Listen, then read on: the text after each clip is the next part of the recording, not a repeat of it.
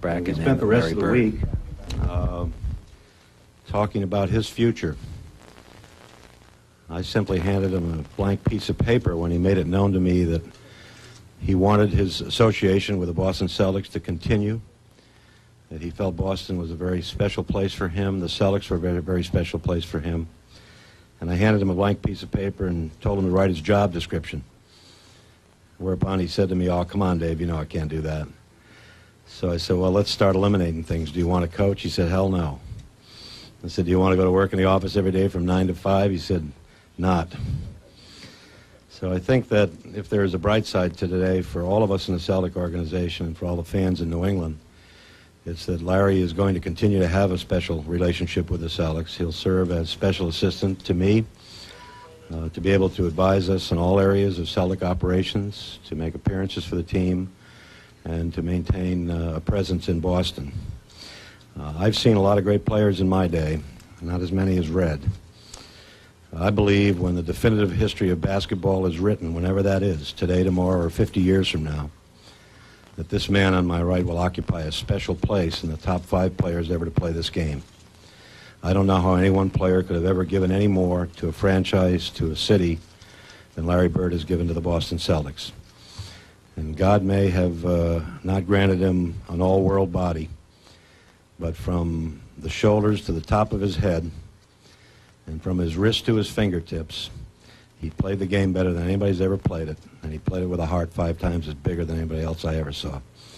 So we're very happy to say today that Larry's going to continue to be a part of our family, as difficult a day as this is for a lot of us. Coach?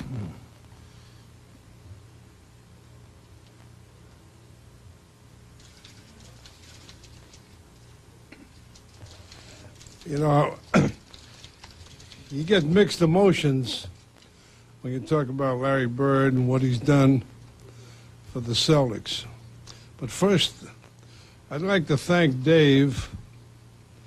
I'd like to thank Paul Dupuis, Alan Cohn, Don Gaston for cooperating with this thing to the nth degree.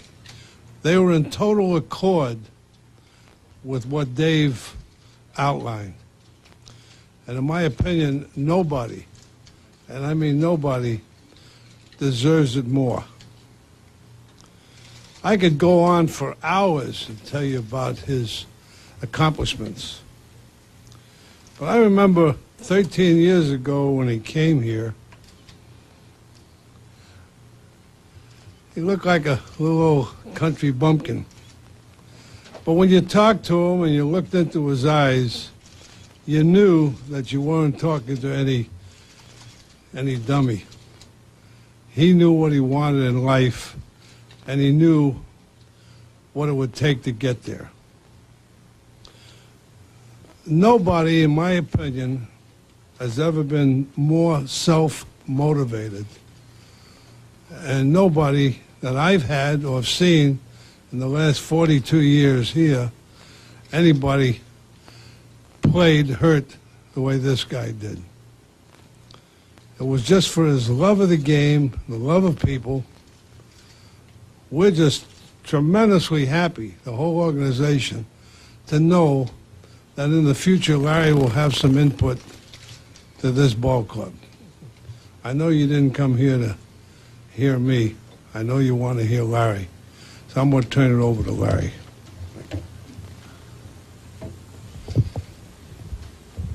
Well, it's a little tough today, but we'll try to get through it as best we can. I'm very happy to be able to stay on with the Celtics and try to help them out as much as I possibly can. Sometimes it's been a long 13 years, and sometimes it's been a very slow 13 years. The last couple of years have been very tough on me, on my back and my body. It was very hard to deal with day in and day out, but unfortunately it all came down to this. I would like to play a little bit longer, maybe a year or two more, but there's just no way possible I was going to be able to do that. So today I'm retiring, and I'm still going to be around, but not in the capacity I once was. Hopefully I can do a good job or continue to do a good job for them. I'd like to take this time to thank all of our season ticket holders, all of our fans throughout my stay here, and I know they'll keep supporting the Celtics and show the loyalty, just like the players will. This is not a sad day. It's a very emotional day, but it's not really a sad day because I knew this day was going to come sometime, and I sort of prepared myself. But once you sign the papers and say you're retired, or once you get up here in front of these people, it's a little bit different. There's been a lot of speculation that they want me to come back and play home games. They want me to play a 42-game season, but that's not the way I approach things. I try to play every game, every minute. I just couldn't see myself doing that. Last year was a tough year because after surgery I came back, I felt very good, and I thought I was going to be able to play a lot of games, and it didn't turn out very well for me. So at this time, this is probably the best thing that possibly could happen to me. I'm excited to be going into a new life, but I'm going to miss this life. This is great. I've been on a high for 17 years. I've been playing basketball at a peak that not very many people be able to do. So I enjoyed it. I just didn't like the injuries that I had, but that goes with the territory. I had one injury I couldn't shake. I've had a lot of injuries throughout the years, but the back situation, I just could not shake it. It feels better now, but it's not going to be 100% ever again. So as far as I'm concerned, I gave my heart, my body, my soul to the Celtics, and hopefully we can continue to have a good relationship. I guess take a few questions and get out of here, then you guys will never have to bother me again. Larry, when did I make the final decision? I don't know. It's been in and out of my head for 3 months. I don't think there really was one day I really made it. My wife gave me her 2 cents worth a year ago, and I had to come back last year. If I felt good, I just had to try it again. I love to play basketball, so I came back. I got injured in December, and I thought it was from a spill that I took in practice. I got undercut one time, and from that point on, I really never recovered the way I wanted to. But coming back from summer, I felt great. I probably hadn't felt that good in years, so I had to give it another try. But making the final decision was just really, I guess, last night, early this morning, or a couple of days ago, whenever it was. But this is the final decision right here. When you come in front of all you guys and start talking about it, I think that puts a final stamp on it. And whatever you hear from now to next year or the next years or whatever, I will not be coming back to play basketball. I discussed it with my doctors, and they assured me that this is the right decision, and it's something that had to be done. Larry, you talked to your teammates?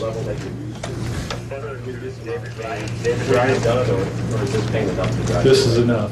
I had enough to last me a lifetime, and I can't shake it, and there's no way. I don't care if I can score 60 points a night. Once the pain goes from the back to the legs, it's pretty hard to deal with. Larry, you had a special relationship with the game and a special relationship with the fans here in Boston. I'm sure you're going to miss all that, and I'm sure in making your decision you've figured out what you're probably going to miss the most and what's the most difficult part of this game that you're going to leave. Well, I think the competition every night. There's no question that I had a better rapport with our fans back when we was winning, because all I had to do is just mention one thing in the papers, and the next day when you go in there, they'd be up cheering the whole game. And that's what I'm going to miss the most, being able to say one thing or do one thing in the press to make a whole, all 15,000 people react. I've done that a number of times, and usually when it happens, we win the games. So there's no question I'm going to miss them tremendously. But the competition, night in, night out, there was not a better feeling than going out there and playing against some of the best basketball players in the world and going home feeling like you did your job that night.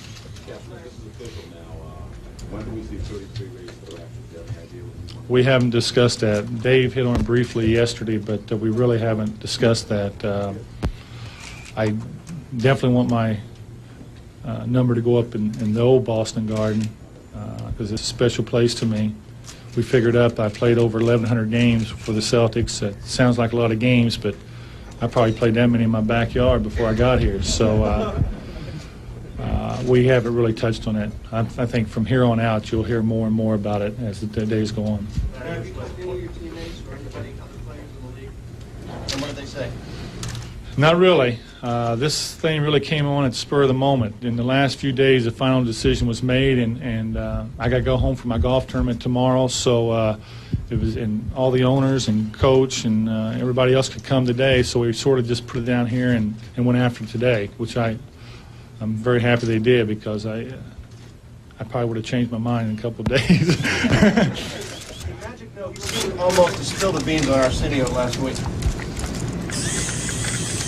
I don't think Magic knew for sure.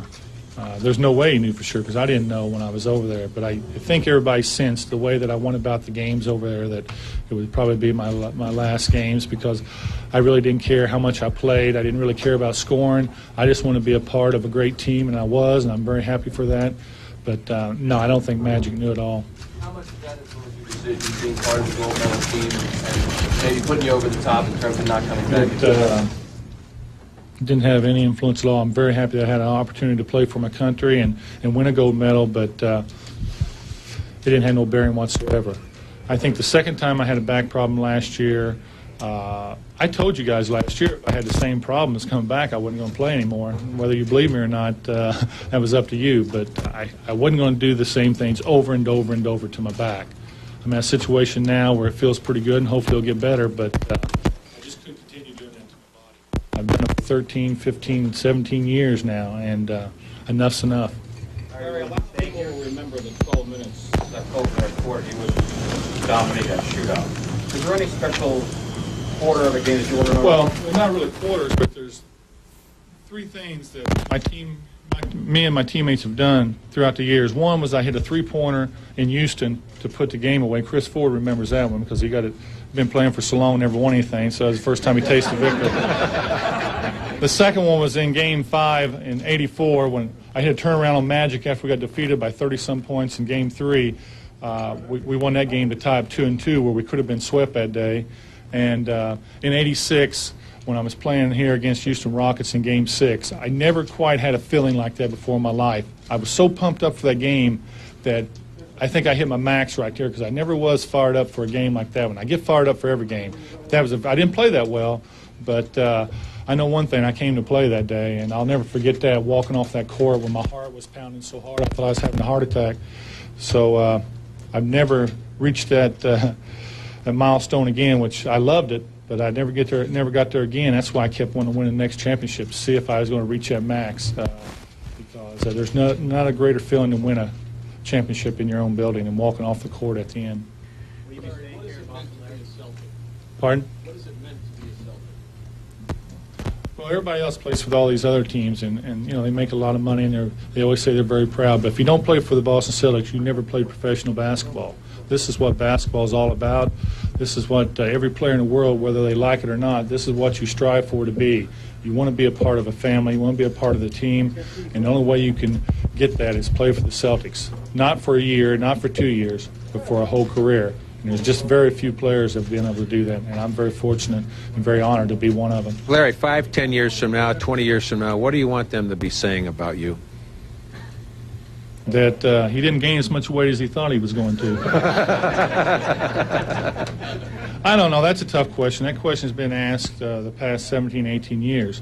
But the one thing that I know I did in my heart was when I played, I played as hard as I could. I wasn't going to let an injury stop me from diving on the floor, to try to do everything that I was capable of doing to win a basketball game. And that's all I want to be remembered for it, because I think basketball is a business. And I always said it was a game, but I knew what I had to do every night. I had to compete at a high level. I had to play as well as I possibly could play, and that's what I tried to do. And I hope they remember me for that. The last time you stepped on the court, they draped the gold medal over your neck. You looked so proud at that time. I was very proud. I didn't know if my career was over at that time, but I looked around and I smelled the roses. I was very proud. I haven't had an opportunity to play for my country in a long time. And I had an opportunity to do it, and it came at the end of my career. And yeah, you're right. I was very, very proud, and I wouldn't represent. He spent the rest of the week talking about his future. I simply handed him a blank piece of paper when he made it known to me that he wanted his association with the Boston Celtics to continue, that he felt Boston was a very special place for him. The Celtics were a very, very special place for him. And I handed him a blank piece of paper and told him to write his job description. Whereupon he said to me, "Oh, come on, Dave, you know I can't do that." So I said, "Well, let's start eliminating things. Do you want to coach?" He said, "Hell no." I said, "Do you want to go to work in the office every day from 9 to 4 areas of Celtic operations, to make appearances for the team, and to maintain a presence in Boston?" I've seen a lot of great players in my day, not as many as Red. I believe when the definitive history of basketball is written, whenever that is, today, tomorrow, or 50 years from now. He said, "Not." So I think that if there is a bright side to today for all of us in the Celtic organization and for all the fans in New England, it's that Larry is going to continue to have a special relationship with the Celtics. He'll serve as special assistant to me, to be able to advise us, and all.